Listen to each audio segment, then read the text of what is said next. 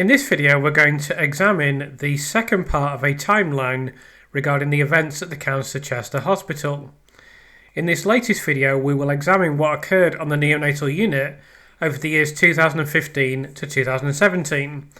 This is a continuation of the first part of this timeline, which is contained in the video on the screen now, Lucy Letby, The Truth About Dr. Breary and Full Timeline, which covers the period from 2008 to October 2015.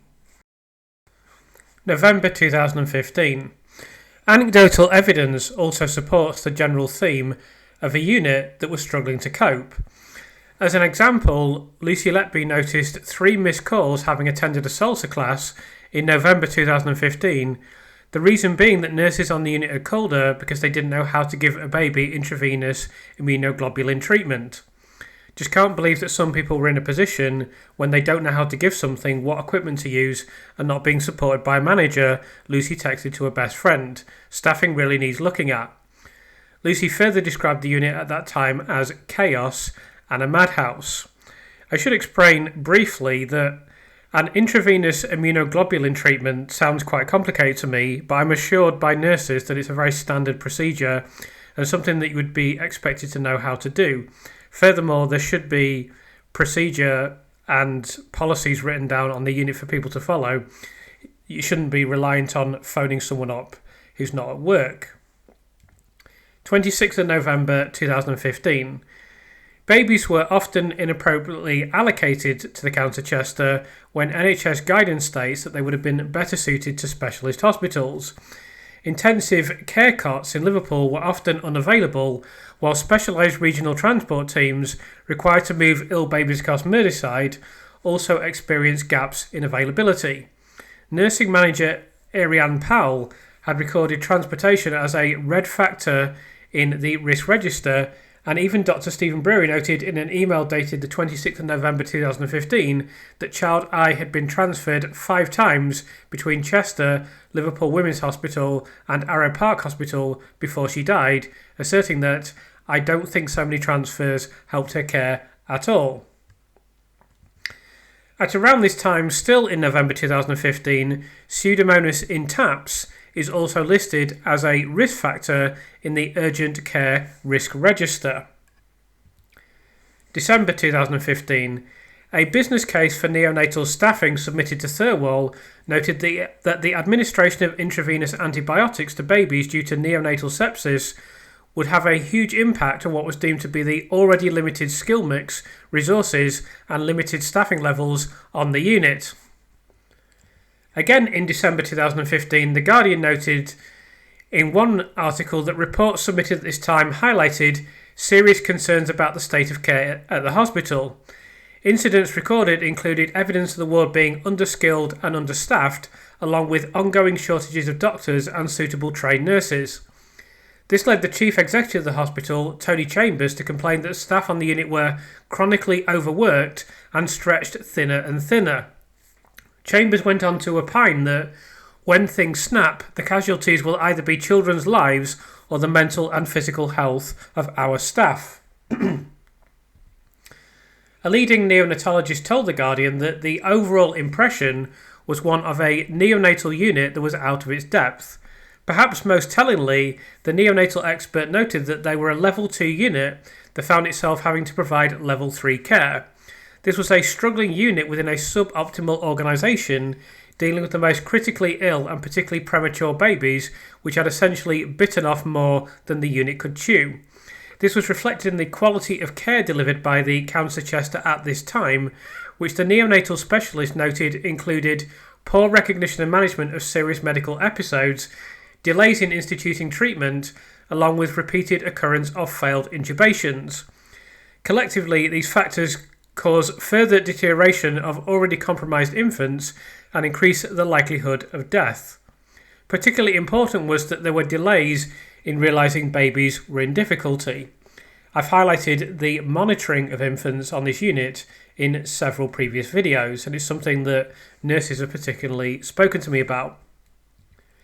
Also in December 2015, Dr. Alison Timmis, a paediatrician at the County Chester, emailed Tony Chambers, the hospital's chief executive, indicating her view that the neonatal unit at the hospital was chaotic, overstretched and unsafe for both patients and staff. Timmis noticed that staff were visibly upset because they were being forced to look after more babies than the unit could safely accommodate. Over the past few weeks, I've seen several medical and nursing colleagues in tears. They get upset as they know that the care they are providing falls below their high standards, Timmis commented. Timmis further noted that staff at the County Chester Hospital were chronically overworked and she felt that no one is listening. The paediatrician also explained that the conditions she was reporting were nothing out of the usual. "This is not an exceptionally busy week," Timmis commented. "This is now our normal working pattern and it is not safe. Things are stretched thinner and thinner and are at breaking point. When things snap, the casualties will either be children's lives or the mental and physical health of our staff." Again in December 2015, this picture was already documented in a business case for neonatal staff nursing, published in this month, which outlined a number of differences in staffing the neonatal unit compared to other wards that present a challenge to delivery in high-quality neonatal care. The document went on to discuss how the Countess of Chester remained open when failing to meet the British Association of Perinatal Medicine standards, which was not common in the surrounding region. It was noted that the Countess of Chester was significantly understaffed with registered nurses, the figure below 75% being the lowest proportion of NMC registered nurses in the North West Delivery Network. Other problematical staff practices would be difficult to sustain in the long term and are detrimental to the staff's well-being and staff retention, according to the synopsis. It should be noted that we'll be discussing the British Association of Perinatal Medicine standards as this video continues. The expert panel, convened by Dr. Shuley and Mark MacDonald, found numerous failings at the County Chester Hospital. These included incomplete medical histories, a failure to consider the obstetric history of infants, disregard for surveillance warnings about infectious bacterial colonisation, misdiagnosis of diseases, caring for patients that were beyond their designated level of care, unsafe delays in diagnosis and treatment of acutely ill patients, poor skills at resuscitation and intubation, poor supervision of junior doctors in procedures such as intubation, poor skills in basic medical procedures such as insertion of chest tubes, lack of understanding about respiratory physiology and basics of mechanical ventilation, poor management of common neonatal conditions such as hypoglycemia, lack of knowledge about commonly used equipment in the NICU such as neopuff and capnograph, failure to protect at-risk patients, e.g. haemophilia, from trauma during intubation, and a lack of teamwork and trust between the health professions. They further noted that there were inadequate numbers of appropriately trained personnel, a lack of training for assigned nursing roles, inadequate staffing, evidence of work overload, poor plumbing and drainage resulting in need for intensive cleaning. This was a potential factor in Stenotrophomonas multifilia colonisation and infection, poor environmental temperature control in the facility, difficulty in finding a doctor when need arose, congestion at medication cabinet and preparation trolley, lack of appropriate facilities for sterile preparation, e.g. IV drugs prepared in corridor. Some high-risk infants who should have been born and cared for at high-level institutions were born and cared for in the County Chester Hospital because of a shortage of beds at higher-level facilities where they should have been admitted. And finally, that there were delays in the transfer of sick infants to higher-level facilities when the need arose. February 2016. A critical example of the staff problems on the unit was outlined by Dr. Veronika Jiroskova, who was a trainee doctor working in the paediatric team at the County Chester between August 2015 and February 2016. Jiroskova clearly wasn't taken under the wing of consultants on the unit because she found that the unit did not feel like a team that was working in a cohesive way, with some doctors disliking others. People were talking a bit about each other behind one another's back, and GP trainees were generally looked down at. As a consequence of this, Jiroskova was completely unaware of the suspicions or concerns of others about the conduct of Letby and had initially heard the allegations via media. Crucially, Jiroskova went on to say that she has great doubts that Letby has committed the crimes that she denies. 8th of February 2016. A thematic discussion at the County Chester on the 8th of February in 2016 noted that one baby had a significant congenital heart disease and probable sepsis. 2 babies, possibly 3 pending post-mortem result, died of sepsis despite timely antibiotic treatment. Also in February 16, during a hospital visit, the Care Quality Commission reported that throughout 2014 and 2015, there was a 21% shortfall of nurses at the County Chester, with agency staff frequently recruited on a temporary basis in an attempt to plug gaps in the rota. This reliance on bank staff, particularly at night time, was recorded by the Care Quality Commission, the Health and Social Care Regulator, on the 26th of May 2016. It should be said that this reliance on bank staff is also part of the reason that the shift chart used in court to prove some sort of statistical case is completely worthless. An inspection of the County Chester by the Care Quality Commission found the neonatal unit was understaffed and lacked storage space and resources for the care of patients who required strict infection control measures. 4th of March 2016. A note-taking template submitted to Thirlwell gives us an intriguing insight to events at that time. The Care Quality Commission specifically highlighted pseudomonas and sepsis in its assessment of the neonatal unit in Chester. The document also mentioned Bliss, a charity for premature babies that is involved with ensuring that all premature babies have the best chance of survival, and NEWS, an acronym for National Early Warning Score, which is essentially a scoring system for the detection and response to clinical deterioration, often focused on sepsis. The NHS England website particularly highlights the effort of the new system to tackle sepsis, noting that it was developed by the Royal College of Physicians in 2012. It is clear that both sepsis and pseudomonas were being actively discussed in March 2016, yet there is very little reference to either of these critical factors in the Care Quality Commission's June 2016 report. It is briefly mentioned that for admissions with severe sepsis or pneumonia, the unit mortality was generally higher than for comparable units, but there is no mention of pseudomonas whatsoever in the report, and neither sepsis nor pseudomonas managed to make the final cut for the statement of the Care Quality Commission that was submitted to Thirlwell. The CQC rightly criticised the neonatal unit with regard to staffing, but these were the only recommendations made in its 2016 report. It seems highly curious that such an important aspect could be excluded, particularly as it was discussed at the time, has been acknowledged at the Council of Chester and in documents submitted to Thirlwell, and the link between sepsis and pseudomonas is both extensively established and understood to be particularly deadly for neonates. We will be discussing that issue more in a forthcoming interview. Later in March 2016, an internal synopsis of the Council of Chester noted that staffing on the neonatal unit has been and is currently understaffed and underskilled compared to other LNUs within the operational delivery network in the Cheshire and Mersey region. Later still in March 2016, a Council of Chester internal paper on neonatal mortality observed that external escalation was not always as timely as it could have been, and that nurses did not feel empowered to participate. In May 2016, further emails between Alison Kelly, a former nursing manager at the Council of Chester, and Karen Rees, head of nursing in the hospital's urgent care division, indicated that the situation on the neonatal unit still hadn't changed by May 2016. Kelly was concerned at this point that activity on the unit could represent discrimination against Letby when she emailed Rees on the 4th of May. 5th of May 2016. In a neonatal unit review, it was noted that there is no evidence whatsoever against Lucy Letby other than coincidence. Lucy Letby works full-time and has the qualification in speciality. She is therefore more likely to be looking after the sickest infants on the unit. Letby also avails herself to work overtime when the acuity or unit is over capacity. I have found Lucy Letby to be diligent and have excellent standards within the clinical area.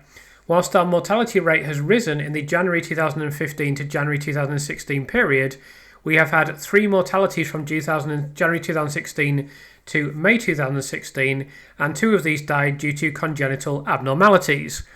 Dr. H and Dr. G, consultant, appear to be involved in many of the mortalities. In this document, numerous issues on the unit are also made clear. These include problems with the Cheshire and Mersey Transport Service, issues with Alder Hayes Children's Hospital, midwifery issues on the unit, and cot availability. June 2016. In an email chain between various consultants, Dr. Gibbs openly names Lucy as the person that Dr. Breary feels suspicion towards. It is notable that Dr. Gibbs is clearly more hesitant than the others about launching an investigation. In the same email chain, another doctor at the hospital, Dr. Murthy Saladi, makes the following comment indicating his explicit reluctance to make such correlative links. Following the Monday meeting where we discussed about how to proceed further on the unusual number of unexplained deaths in the neonatal unit over the last year, here are my thoughts. We have investigated these deaths as much as we can, which included seeking clinical input from outside.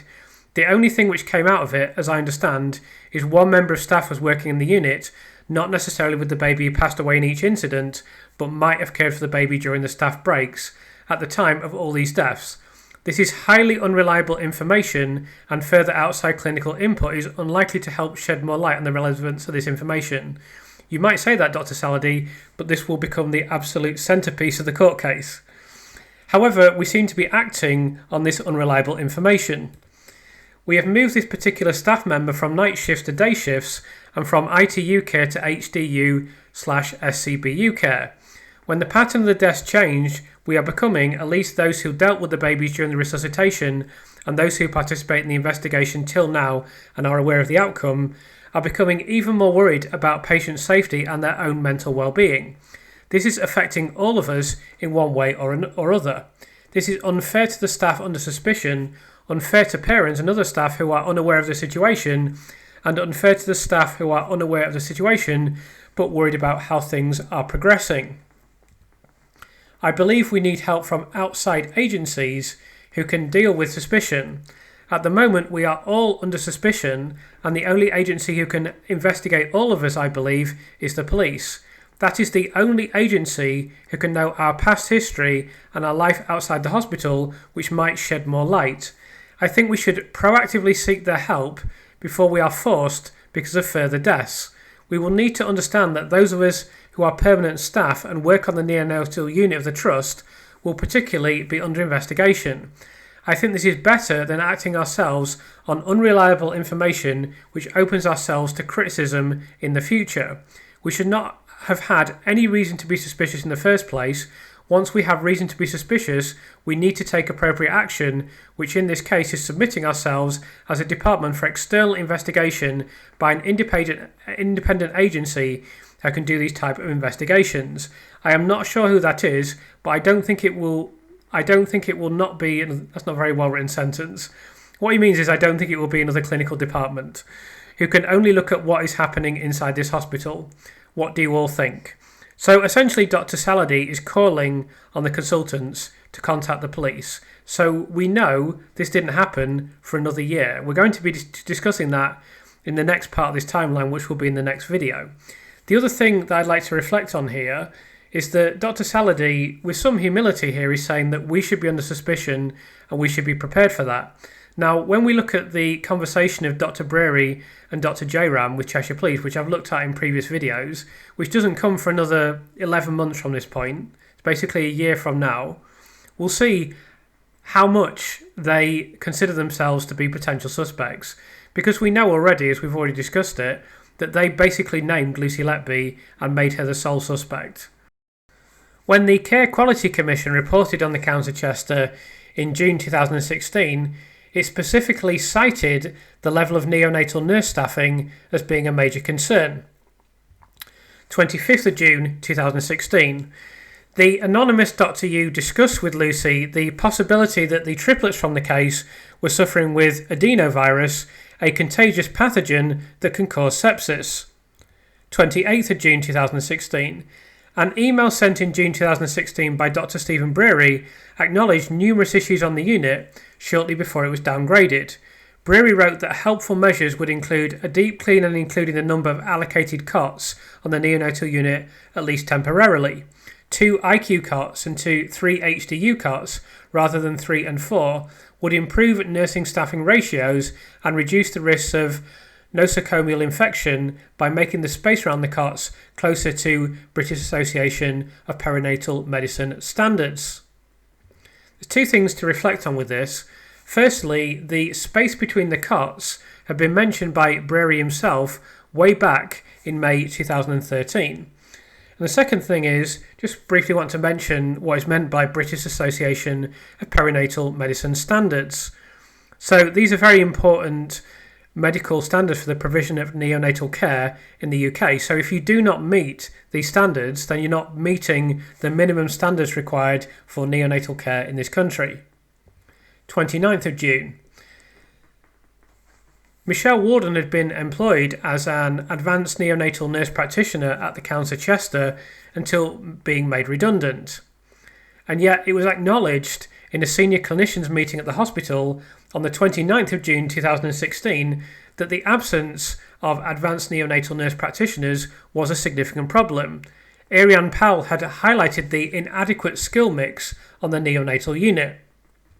14th of July 2016. The minutes of a board meeting at the hospital held on the 14th of July 2016 noted that Lucy Letby was one of the unit's highest trained staff, again giving indication of how poorly staffed they were at this time.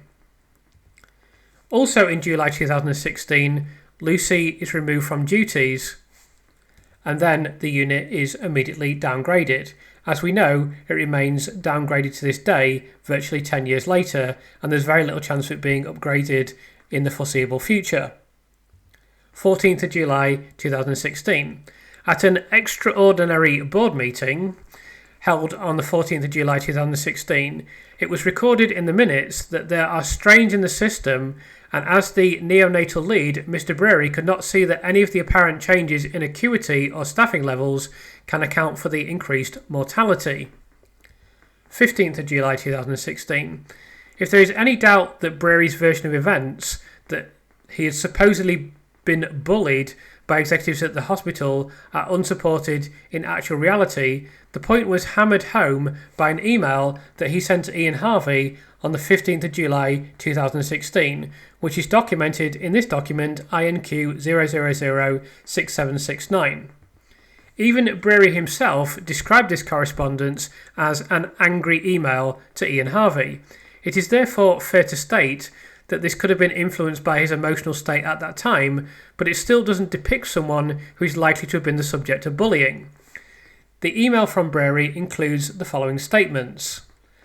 I will look into cases from 2010 to 2014 as soon as is possible between all my clinic duties and without any of your help, which hasn't been offered anyway. I have copied this email to others as I am completely underwhelmed by the support your department has provided this year. Naturally, I have not had any feedback directly from you about this ever. The feeling in the department is that our efforts are being hindered and that you are giving us work to do and distracting us from our clinical duties. Your email below is an example of this. So I will leave people to reflect on whether this sounds like someone who's meek and mild and being bullied by executives in the hospital. So we're going to return to this topic as the timeline continues, but I just want to remind people that Dr. Brewery rather absurdly claimed that not only had he been bullied and intimidated by executives at the hospital, but that he somehow shouldn't have been under as much suspicion as Lucy Letby. Of course, he should have been. All the clinical staff should have been under equal suspicion, and we've just seen that in the letter of Dr. Salady. Now, we know from these statements now how seriously he took the suggestion that the doctors and consultants on the unit should have been suspects as much as Lucy or indeed any nurse. Obviously, he didn't take it seriously for 1 second. Every single person that I've spoken to who works for the NHS considers the idea of a consultant being bullied to be completely laughable. So I'll leave viewers to reflect on whether or not his claims about being bullied have any merit whatsoever. So then on the 18th of July 2016, a lawyer or legal representative at the County Chester Hospital called Corinne Slingo sent the following email. So I'm going to read out this in its entirety. Based on the fact that the only current evidence of any clinical concern is the potentially circumstantial fact that one particular nurse was on shift on more occasions than others at the point when neonatal deaths arose, and there are also death deteriorations that occurred when she was not on shift, and no incidents have been linked to her practice, and no previous concerns or whistleblowing has arisen in respect to the individual or the unit, and there is currently no cause of death or thematic clinical basis to suggest the deaths are connected to each other or connected by common intervention, deliberate or not, and approximately 75% of the deaths have also been through the coronial system with no common feature or issue arising from the individual's care.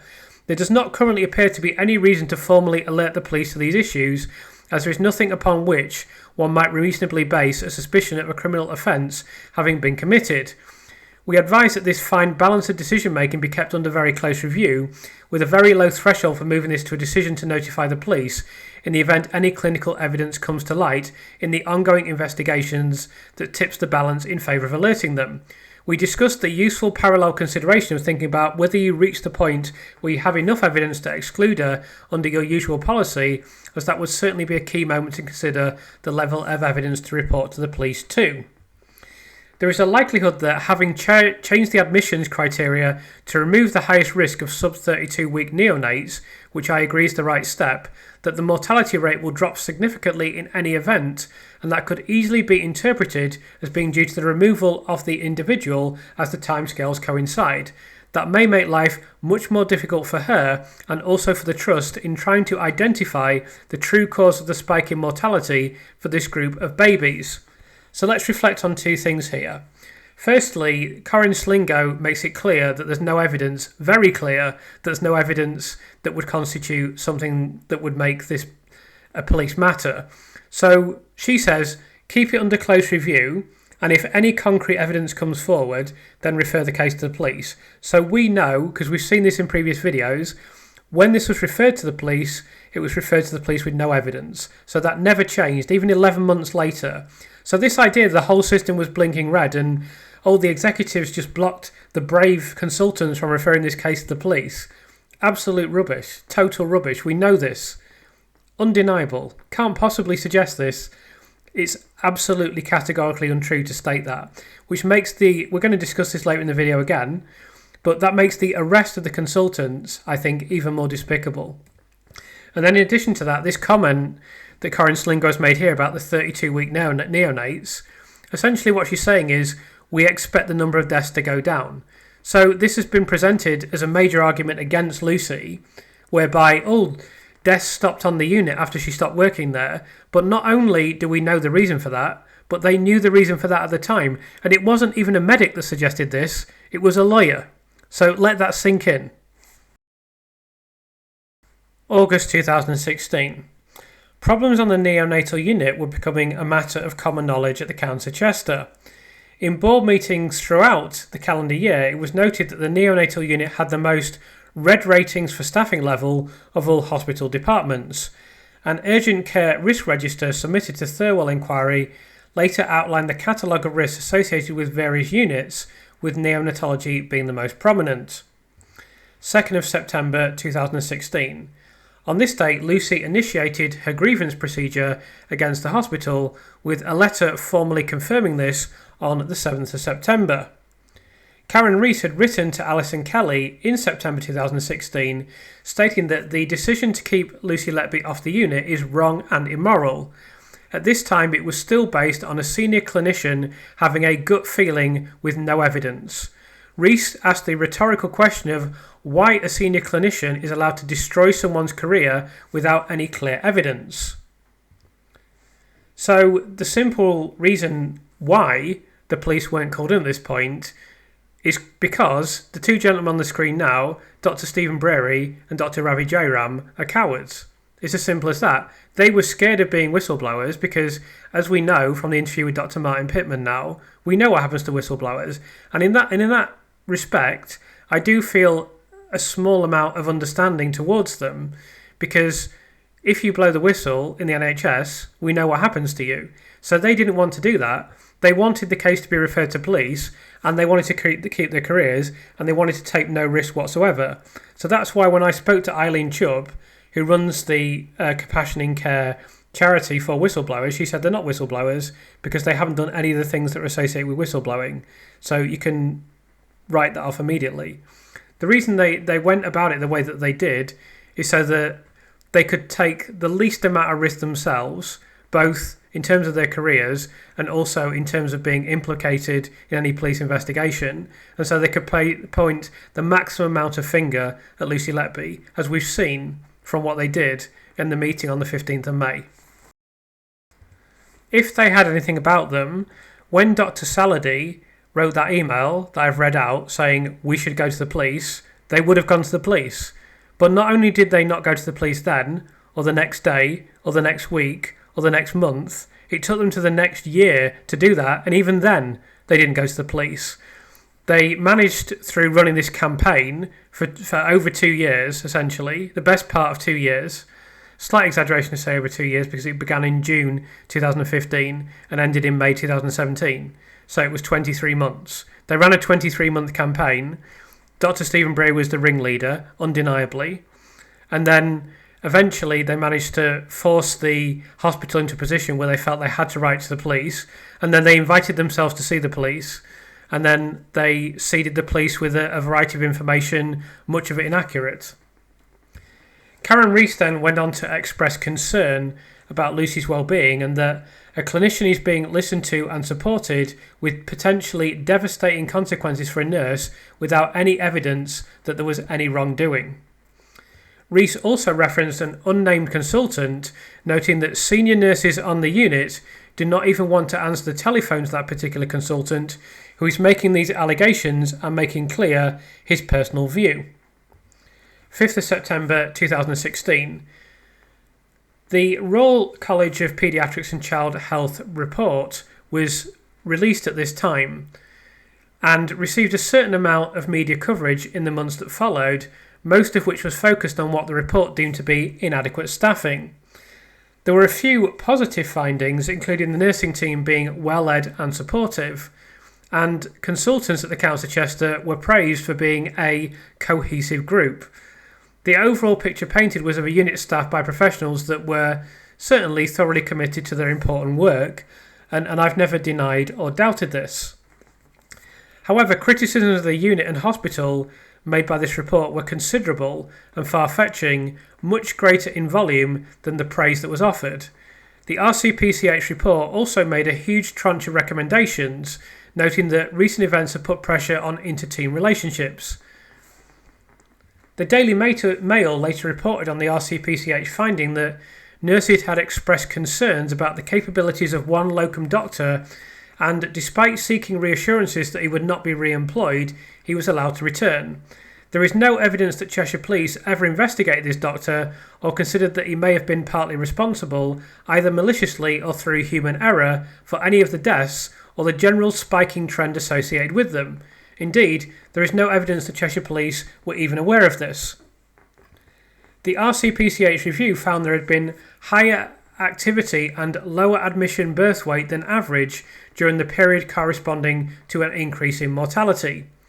As referenced previously, there were also what was deemed to be a concerning number of stillbirths at the maternity unit in 2015.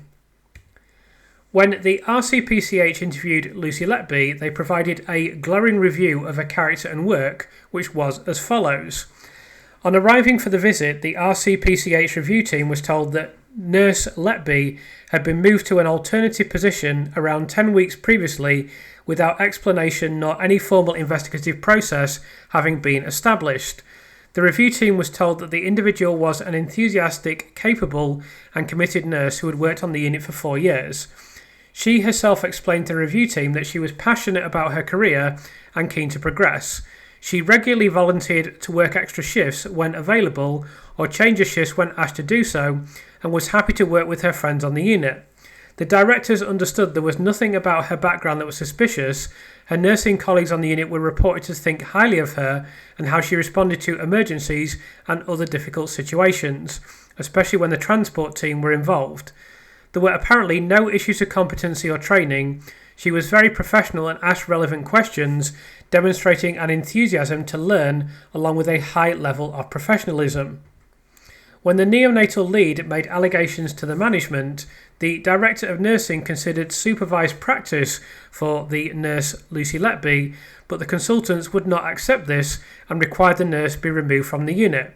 So this is something to just reflect on briefly that I found very strange. So the Director of Nursing says, well, why don't you supervise her practice? And the consultants just simply will not accept this and just required her to be removed from the unit. Now, I don't have a theory on why this is, but perhaps people would like to consider why they decided to do this. Senior operational staff on the unit reported being very upset at the situation, and the neonatal nurse manager in particular explained the difficulty of wanting to support nurse Lucy Letby and managing morale and anxiety among the other nursing staff who were not aware of the allegation. The consultants explained that their allegation was based on nurse Lucy Letby being on shift on each occasion an infant died, although not necessarily caring for the infant, combined with gut feeling. There was no other evidence or history to link nurse Lucy Letby to the deaths, and her colleagues had expressed no concerns about her practice. The decision was taken to redesignate the unit to an SCU from the 7th of July. Nurse Lucy Letby was on leave for 2 weeks from the 30th of June. On her return, she was told that she would be supervised for a period and that others were also being supervised, which was a lie. She was not told of the specific allegations, but she was made aware that there were concerns that she was on duty for each of the deaths. That's untrue. It seems that she wasn't made aware of this at this time at all. At a subsequent meeting accompanied by her union representative, she was advised that supervision was not possible due apparently to staffing levels and she would be temporarily redeployed. She was apparently advised again that this would also happen to other members of staff, which was also a lie. She was told not to make contact with staff on the unit. Nurse Lucy Letby had incorrectly been told that the RCPCH had suggested that she be redeployed and that the review would resolve the issue within 2 weeks of the visit. Obviously, as they're acknowledging here themselves, that was a lie as well. No formal HR process had been put in place for the 10 weeks between the redeployment and the RCPCH visit.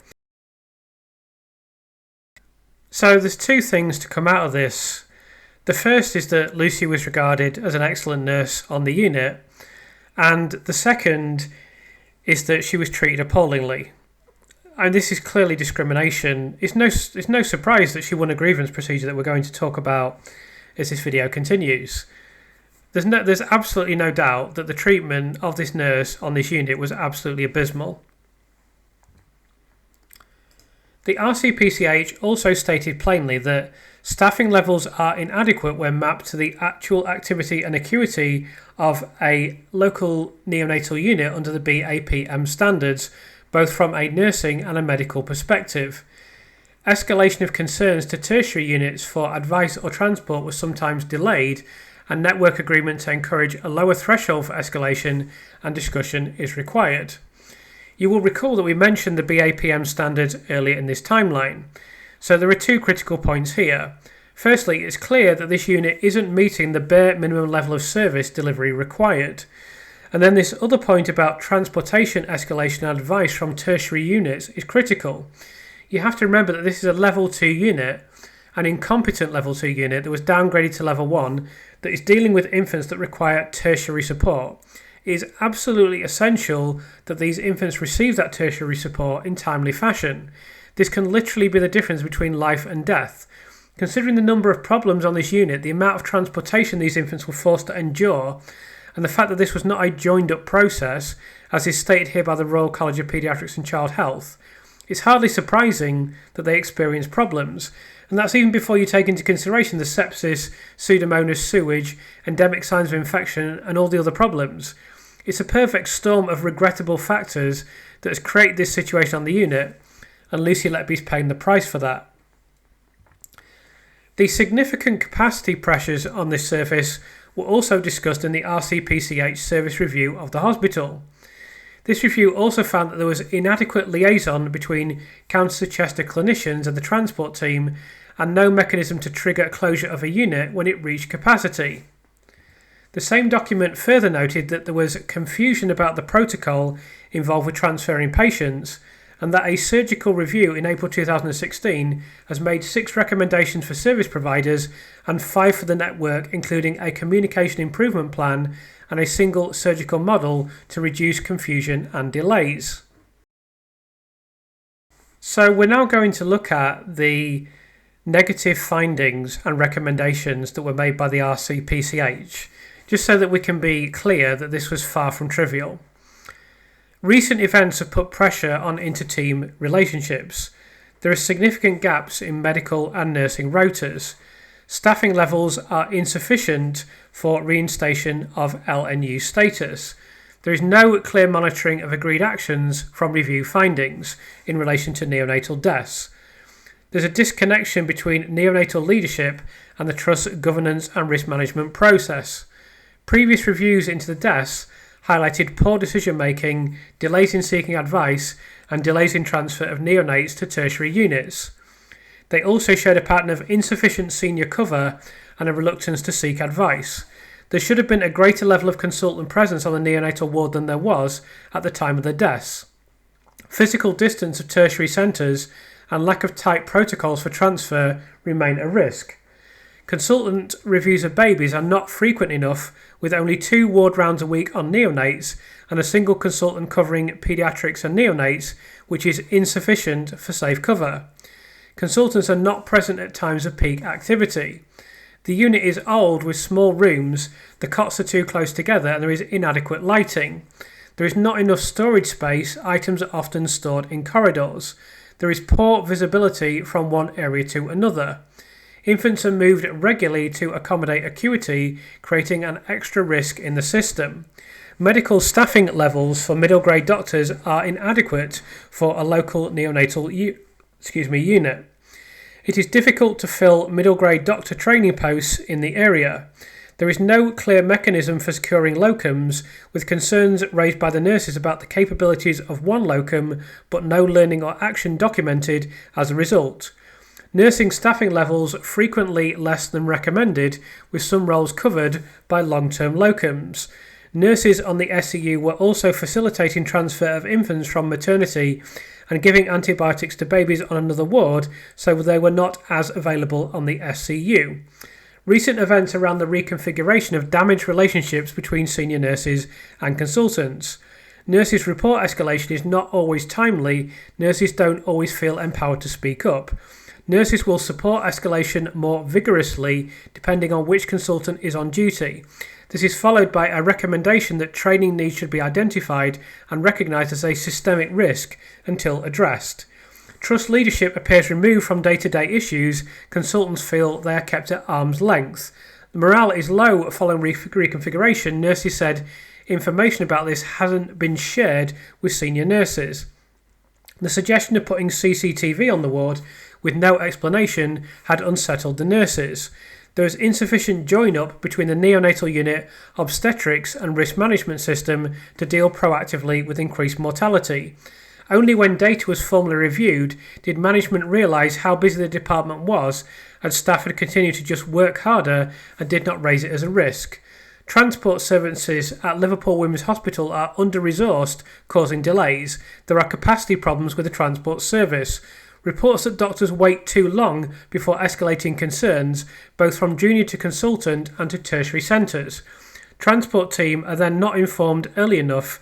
Many hours are wasted trying to arrange a transport team. The transport service staffing was rearranged following a death in 2014, but further staffing gaps are anticipated.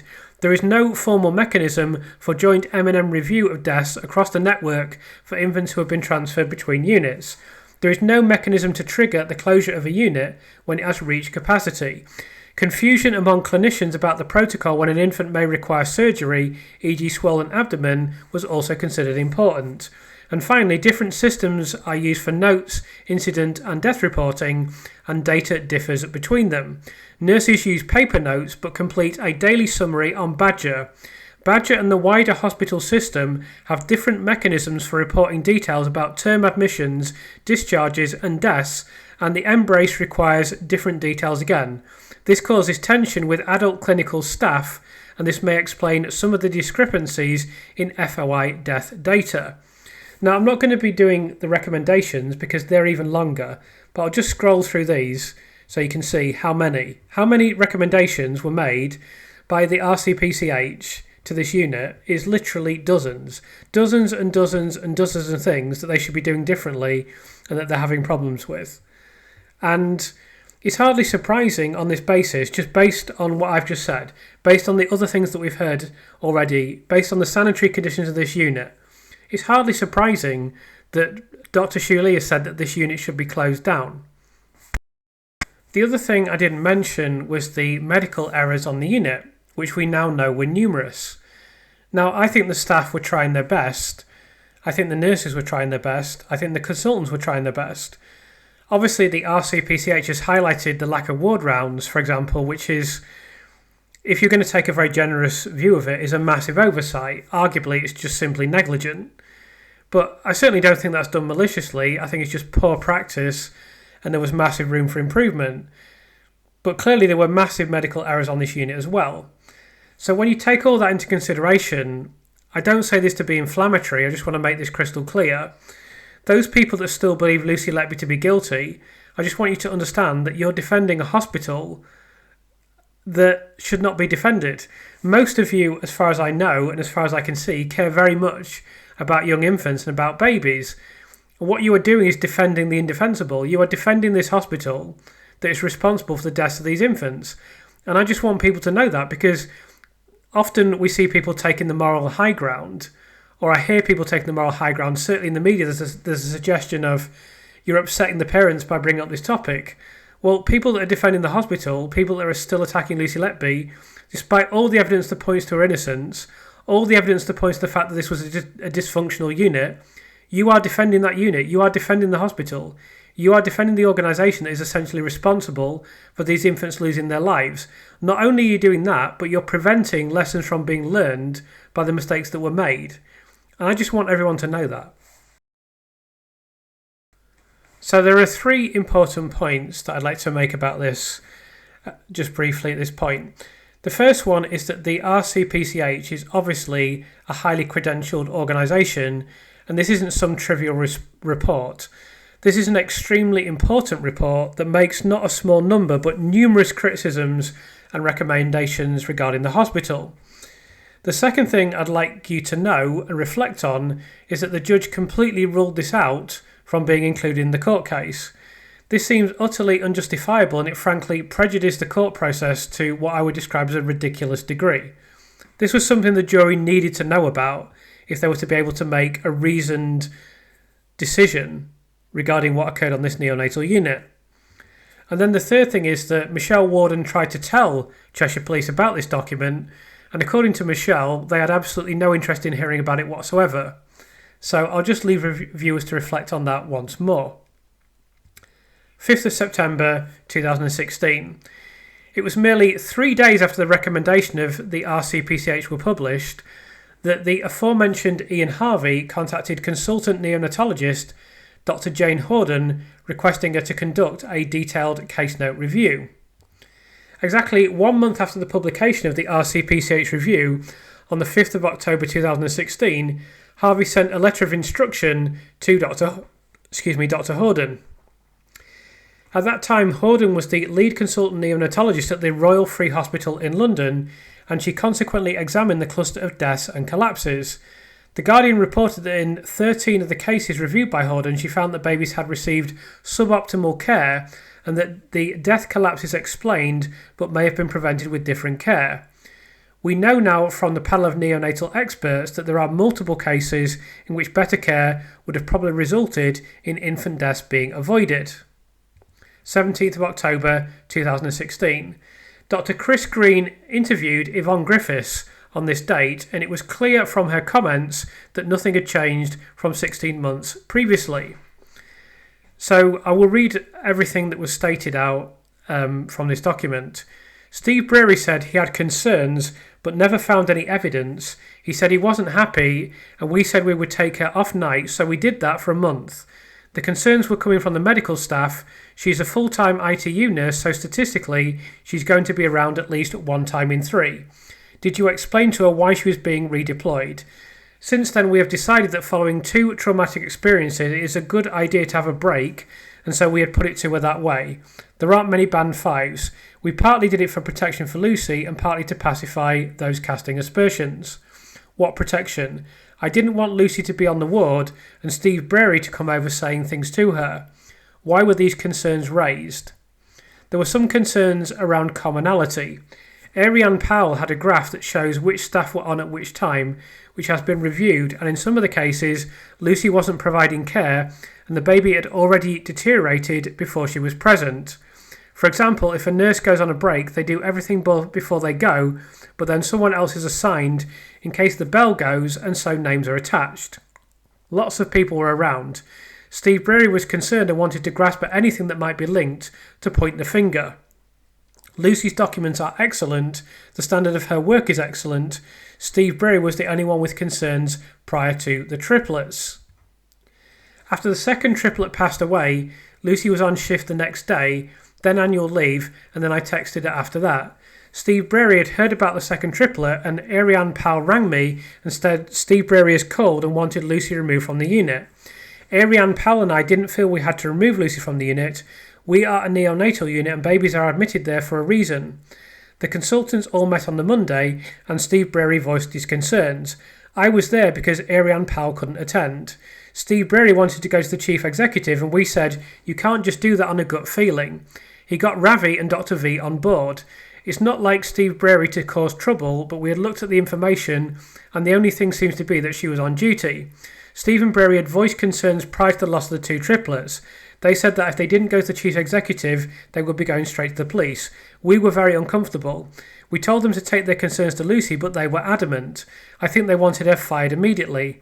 I found it very difficult to act on something I didn't believe in. It was a witch hunt. I hate the secrecy. I think they were frightened she would go to the police herself about the allegations. We are supposed to be open and honest. I think they were pacified by Lucy moving to another area and doing the external review, contain and control. I have worked on the unit for 10 years and I feel we have had equivalent deaths in previous years, but now we have older mothers, increases in fertility treatment and less termination of care. Some outcomes are not fantastic. No other concerns from similar in the past. Now, I just want to reflect on this for a second. We are expected to believe that Dr. Stephen Breary, who has also claimed that he was bullied by executives on the unit, which is both palpably untrue and not even plausible, but we're also expected to believe that he has some fantastic evidence that pointed to Lucy Letby being guilty and that he's a hero for reporting to the police, and that if only he'd been listened to sooner, then this would all have been averted much more quickly, despite the fact that we can see that there was absolutely no evidence, and that is crystal clear. So let's ask some simple questions about Dr. Stephen Breary at this point. Did he provide any evidence to the nursing team? No. Did he provide any evidence to the executives at the hospital? No. Did he provide any evidence during Lucy's grievance procedure during which he himself was interviewed? No. Did he contact the police in 2016 when he was challenged to do so by one of his fellow consultants? No. Nothing from Dr. Stephen Breary until he invites himself to the police station in Blake and Chester on the 15th of May 2017 and provides statements of varying degrees of accuracy, many of them inaccurate, to Cheshire Police, gives any indication that he had any evidence whatsoever. We will discuss this part of the timeline in the third part of this video series. 28th of October 2016. Perhaps the most damning indictment of the behaviour of the consultant at the hospital is contained in the interview of Ariane Powell by Dr. Chris Green, which was conducted on the 28th of October.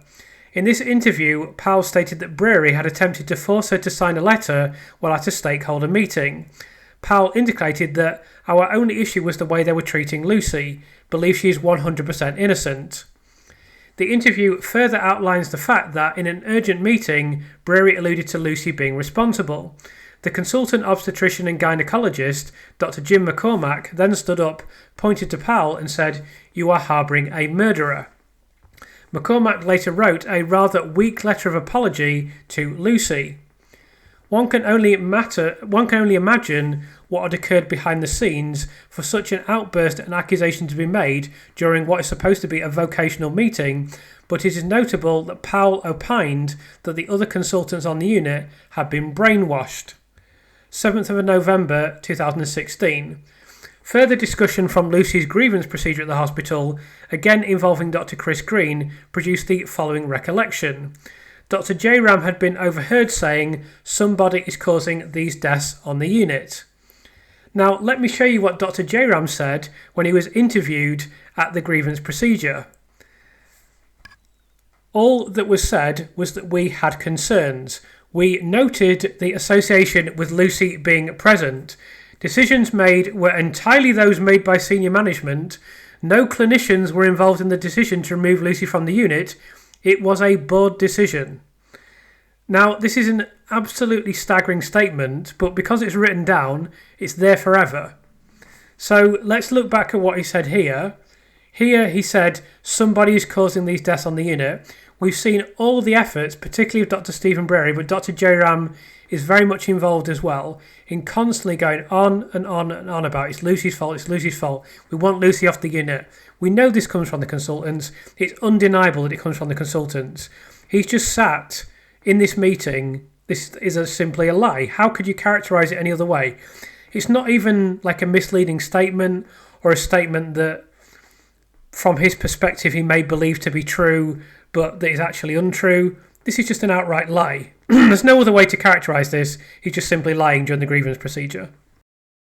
In the same Ariane Powell interview, it was also revealed that she had asked Dr. Stephen Breary, what if Lucy Letby goes home and kills herself? She has elderly parents, they might die. The response of Breary was simply, "I don't care." 11th of November 2016, sepsis was still being discussed as a cause of death in email correspondence between Dr. Breary, Ian Harvey and Sue Eardley from the RCPCH, when Breary writes of nice guidance on early neonatal sepsis. 22nd of November 2016. This is when the aforementioned statement of Dr. J. Ram was made in the grievance procedure, where he suggested that no clinicians were involved in the decision to remove Lucy from the unit, that it was a board decision, they'd had nothing to do with it, essentially. 1st of December 2016. In a grievance hearing hosted by Annette Weather, the following illuminating exchanges are made between Weather herself, Tony Malaya, a union representative, and Lucy Letby. "Am I right in thinking that you both think the two consultants have caused this? Yes. I feel that it is personal," Lucy Letby says. "My advice to Lucy Letby was they had the right to have concern, but this has gone off the rails. Another girl was named on the register, however was taken off. Everyone should be culpable," Annette Weather says. "The trust have been held to ransom by two consultants. I wouldn't be here if I didn't want to help you. The statements to pick up on, it is clear that the two consultants call the shots and have put pressure on the executive team in making this decision." And then Chris Green says, "I was disgusted by their behaviour. It is likely that they lied." Also on the 1st of December 2016, Lucy's grievance was upheld on every point. These 7 points were: the proposed plan of supervision of practice and repetition of competencies was not followed for any other member of staff, nursing or medical, and I wish to know why and if this was ever a true intention of the trust. The reasons for me being instructed not to have any contact with my neonatal unit colleagues for an extended period of time. Was I being investigated on a personal level? And what is it that the external review may indicate in relation to me returning to the neonatal unit? And why the external review panel did not know about my circumstances? And why so much emphasis has been put on me waiting for the review when it is not looking at anything pertinent to my situation? I would like the trust to outline to me how its values, such as being open and honest, and we respect each other, have been adhered to in my situation. I also wish to be informed of any evidence the trust may have and the process they have followed. I would appreciate assurances from the executive team that this has been dealt with appropriately and that my confidentiality is being maintained. I would like to know exactly what I have been accused of, what allegations have been made, and by who, and how the trust has dealt with this. And of course, all of these points were upheld. And then the letter just goes, there's another point here. How will the trust support me to return to the neonatal unit on a personal and professional level? And then the summary reads as follows. This was obviously a very unique, complex and sensitive situation. Whilst it is accepted that the executive team could have been more open with you, communicating with you in a more regular and coordinated way, this chair believes the executive team had acted in a balanced way with regards to the best interests of you, the trust and the families of babies. However, it is clearly evident within the witness statements that your movement from the unit was orchestrated by the consultants with no hard evidence to support this action. Let me read that again, just so everyone's clear. However, it is clearly evident within the witness statements that your movement from the unit was orchestrated by the consultants with no hard evidence to support this action. Now, I'm not going to go on to read the rest of the summary because that says everything. What I can say is that in any normal context, what occurred at the Council of Chester would be seen as the systematic bullying and removal of what is a relative underling by consultants. It is only the presumed guilt of Lucy Letby that has warped this perception. However, when we examine it evidentially, the claims made by Dr. Stephen Breary do not stand up to any scrutiny. The verdict on Lucy's grievance procedure, which upheld 5 of 7 complaints fully and the other 2 partially, ruled that Letby had been subjected to victimisation and that the movement of Lucy from the unit was orchestrated by the consultants with no hard evidence to support this action. This video makes this crystal clear anyway and will continue to do so in the remaining points, but this simply cannot be denied because all of the evidence points in this direction, and indeed there is no evidence to suggest otherwise. Having completed her work, Dr. Jane Hawdon called for a deeper forensic review in January 2017, and Dr. Joe McPartland, a consultant paediatric pathologist at Alderhay Hospital, then reviewed the cases that were unexplained. There was no suggestion of any foul play or intentional harm. Dr. McPartland concluded that the death of child A was unascertained, but there was no evidence of the air embolism explanation that will be bolted onto the case by the prosecution. A cause of death was attributed to child O and child I, while McPartland noted significant abnormalities in the organ systems of the latter. Finally, McPartland concluded that the cause of death for child P could be submitted as unexplained, recommending that the family may be referred to specialists in order to discuss potential genetic causes of sudden unexpected postnatal collapse. There is evidence that this never occurred adequately in many of the infant cases discussed in court. Of course, we now know the expert panel has provided alternative explanations for infants A, I, O and P. Details of further reviews conducted in 2020 by Dr. Grenville Fox, a consultant neonatologist at Guy's and St Thomas's NHS Foundation Trust in London, have been viewed by The Guardian. This review that found that for 3 infants in the case, child B, child N and child Q, collapses could have been expected for premature babies with their medical conditions, and this presupposes optimal clinical conditions which we know definitely did not exist at the Council of Chester. If we look at the panel explanations for babies B, N and Q, we see that there are explanations that do not involve malfeasance from Lucy Letby. In fact, we should bear in mind at this point that there hasn't been a single neonatologist, and multiple neonatologists have now looked at these cases, who has agreed with a single word that Dr. Evans has written or spoken. Oh, sorry, I was forgetting this highly regarded and highly credible neonatologist. None of the parents of child C, child D and child H from the eventual court case were informed that Dr. Hawdon's review had criticised the care provided to their child, or that the neonatologist had concluded that suboptimal care had contributed to their deaths. In particular, the delay in providing an additional dose of intravenous antibiotics to child D was considered critical. February 2018. The case of Child D was discussed at a meeting with Margaret Bowron QC, with the actions of the Council Chester and its neonatal division described as indefensible. We see this being referenced in a document here from the Thirlwell Inquiry, where they're speaking about INQ 0003081. This document has now mysteriously disappeared from the Thirlwell Inquiry website. Now, I can say that as I've been privileged recently to see some documents that were submitted to Thirlwell and never published, this perhaps doesn't surprise me a huge amount. The statement from families attending the Thirlwell Inquiry noted that there is no evidence that proper candour was shown even at this stage. 1st of February 2017. A neonatal unit action log notes inappropriate behaviours of relevant doctors are addressed and discussed. This comment mentions Dr. McCormack, but also introduces a new consultant who has not been mentioned previously in this chapter, Dr. V, a paediatrician whose identity has been protected. Thus, another consultant was now joining in as well. 14th of February 2017. Email correspondence between Dr. Jane Hawdon and Ian Harvey from February 2017 included the observation from Harvey that the neonatal unit was running very hot, with significantly more cots and higher intensity than it has the space or staff for, on what Harvey described as a regular basis.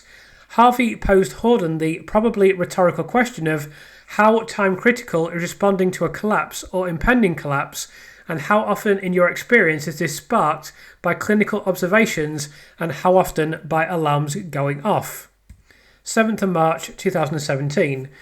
Dr. Brewery demands a further review of 6 indictment babies and 2 non-indictment babies during communication with Ian Harvey and several consultants. During this discourse, the following statement is made as something of an unchallenged conclusion by Dr. Nim Subhaidar. Other network local neonatal units are working at similar levels of occupancy and staffing, and the Council Chester is not an outlier in this regard. Since these units are not reporting an excess in neonatal mortality, it suggests that there is a different explanation for an increased number of unexplained deaths. So it would be impossible for any of these doctors to know this, and yet let alone make such a statement with any confidence, but it's also categorically untrue. We know that the Council Chester was an outlier. It was a level 2 unit that by that time had been downgraded to a level 1 unit, which hasn't changed since and isn't likely to change in the foreseeable future, considering that the hospital is still second from bottom in the league tables. And they were dealing with tertiary care infants, including twins and triplets, on a cramped and dated unit which they've since abandoned, at a time when they were understaffed and underskilled. Lucy is demonstrably considered to be one of the highest level staff, straight out of university, straight out of training. They don't have good monitoring in place. They've been hammered by the RCPCH report. They don't have a neonatologist. They don't have a neonatal nurse practitioner. There's endemic sepsis. There's pseudomonas in the taps, which they've ignored and basically suppressed. There are multiple signs of infection across these infants. They've got sewage dripping out the ceiling, and that's before you even look at the medical errors that have occurred on the unit. But the consultants claim that they're the same as any other hospital. The word that comes to mind is laughable. 16th of June 2017. Shortly after David Semple succeeded Ian Harvey as medical director, he sent a group email to numerous departments in the hospital which stated that he had inherited a mess. So I'll go over some of the issues that he outlined at this time. Previous poor leadership within the risk complaints team. Members of the risk team on very short secondments, no time to settle into post before being moved back into clinical roles. A general lack of communication from the risk team leadership to teams and frontline staff. No feedback on DATIX reports. No feedback on incidents. No feedback on never events. No training for clinicians to lead investigations. No training on report writing. Reports often poorly written. Clinicians being named in action plans without being informed. No dissemination of learning from incidents. No liaison with the PG medical education team if trainees involved in incidents, and so on. Plethora of committees and boards within the trust with no clear reporting/escalation structure. So I would suggest there's a very simple reason that he inherited this mess and the problems that he describes here, and that is the egos of the consultants on the unit, particularly Dr. Stephen Brewery and Dr. Ravi Jairam. Other consultants behaved with more restraint, but they were ultimately led down the garden path, with Dr. Stephen Breary being the ringleader. This concludes the second part of the timeline regarding events at the County Chester Hospital. I'm going to do a full summary in the third part of this series, but I'd just like to pick out a few key themes to conclude this video. So Dr. Stephen Breary was very clearly the ringleader of systematically elevating suspicions against Lucy Letby while literally having no evidence. That's not some supposition that I've made by piecing together documents, it's stated explicitly time and time again. Dr. Breary and Dr. Jairam could have gone to the police but declined, and they declined for a year. Again, that's not debatable, we know this explicitly. It is very clear that neither Breary nor Jairam presented any evidence to support the suspicions, even during the grievance procedure. Obviously, we've seen that Dr. Jairam has made one absolutely extraordinary comment during that grievance procedure. Again, this is not debatable, this is just simply a fact. We know this from documents. Meanwhile, it is also clear that Breary in particular was demonstrably spreading suspicions in the unit and scheming to have Lucy removed. As the years 2015 to 2017 unfold, it remains clear that the Council of Chester is a failing unit with a catalogue of problems. Neither Dr. Breary nor Dr. Jairam can possibly be described as whistleblowers. They have done the inverse of anything that could be expected from a whistleblower.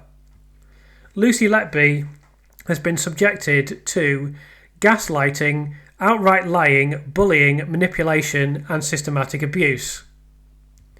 If you doubt what I'm saying, then there are two obvious pieces of evidence to support this. The first is Lucy's grievance procedure, in which every point was upheld. And the second is this document that's been submitted to the Thirlwell inquiry.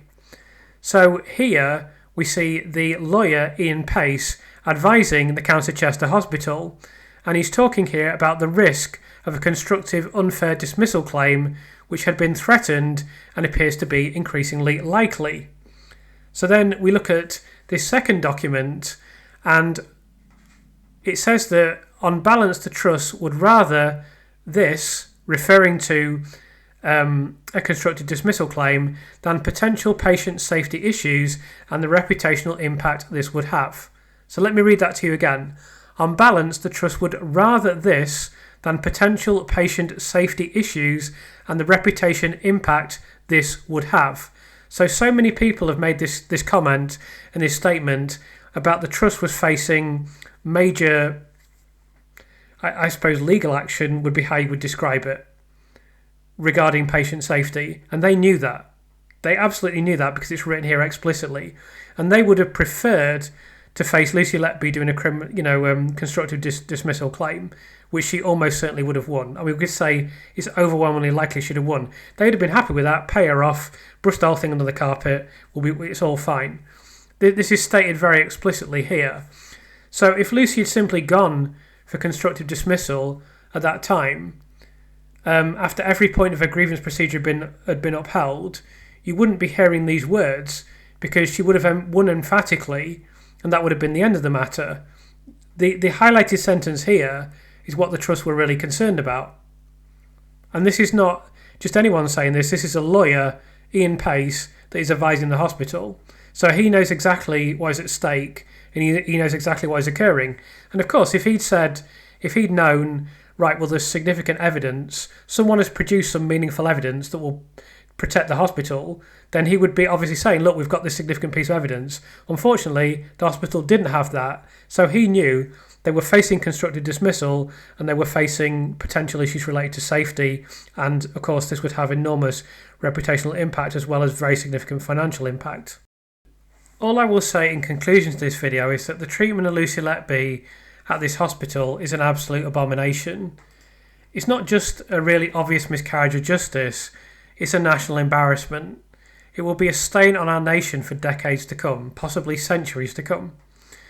Every serious and intelligent person who examines this case knows that Lucy Letby is innocent now. There isn't a single serious or credible person who supports the prosecution case. It is blindingly obvious that this is an unsafe conviction, and what has occurred to Lucy, who we know to be a dedicated, highly regarded, conscientious nurse and thoroughly decent human being, words really cannot describe it. Lucy's going through absolute hell, and her parents are also going through absolute hell, and all I can say is that I won't stop fighting for her while there's still breath in my body. This needs to be overturned, and it needs to be overturned rapidly, because, as I say, it's a complete and utter embarrassment for this country, and I hope we can learn the lessons from it. I mean, our international reputation is so bad now that it barely matters, but I hope we can reform the systems that have failed concurrently in order to produce this ridiculous situation, just as they failed in the post office inquiry that we discussed recently. I hope there can be reform. I hope things can evolve. I hope nothing like this happens again. But having lived in this country for quite a long time, I don't have a huge amount of confidence.